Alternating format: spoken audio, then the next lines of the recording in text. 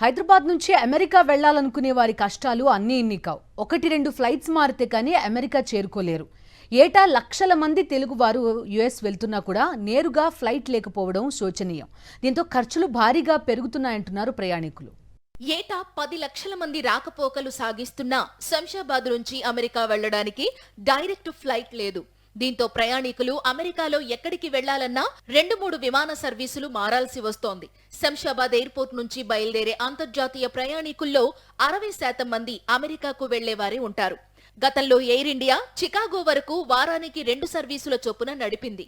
350 సీట్లు ఉండే ఆ ఫ్లైట్ కు ప్రయాణికుల నుంచి అనూహ్యమైన ఆదరణ లభించింది.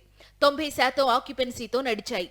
కోవిడ్ కాలం నుంచి ఆ సర్వీసులను నిలిపివేశారు. ఆ తరువాత పునరుద్ధరిస్తామని ఎయిర్పోర్ట్ వర్గాలు చెప్పినా ఇప్పటి వరకు షికాగో ఫ్లైట్లు తిరిగి ప్రారంభం కాలేదు.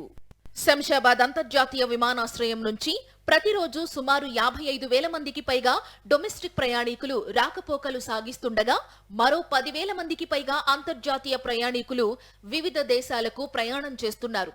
Dubai, Singapore, Malaysia, Britain, Doha, Jeddah, Male, Thailand, Germany తదితర దేశాలకు నేరుగా విమాన సర్వీసులు అందుబాటులో ఉన్నాయి.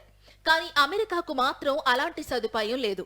అమెరికా ప్రయాణికుల్లో ఢిల్లీ, ముంబై తరువాత హైదరాబాద్ 3వ స్థానంలో ఉన్నట్టు ఇంటర్నేషనల్ ఎయిర్ ట్రాన్స్పోర్ట్ అసోసియేషన్ వెల్లడించింది.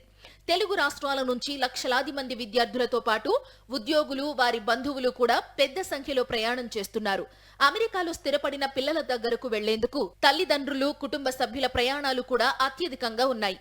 ఢిల్లీ, ముంబై నుంచి మాత్రమే అమెరికాకు డైరెక్ట్ గా విమాన సర్వీసులు ఉన్నాయి. హైదరాబాద్ నుంచి అమెరికాకు వెళుతున్న ప్రయాణికుల్లో ఎక్కువ శాతం న్యూయార్క్, చికాగో, శాన్ ఫ్రాన్సిస్కో నగరాలకు వెళుతున్నారు. ప్రయాణికుల సంఖ్య కూడా ప్రతి సంవత్సరం పెరుగుతోంది. కోవిడ్ అనంతరం రాకపోకలు మరింత ఎక్కువయ్యాయి.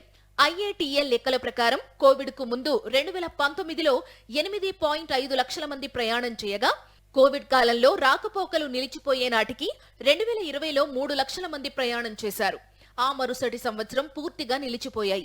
ఆంక్షలు తొలగించి అంతర్జాతీయ రాకపోకలు పునరుద్ధరించిన తరువాత ప్రయాణికుల రాకపోకలు గణనీయంగా పెరిగాయి.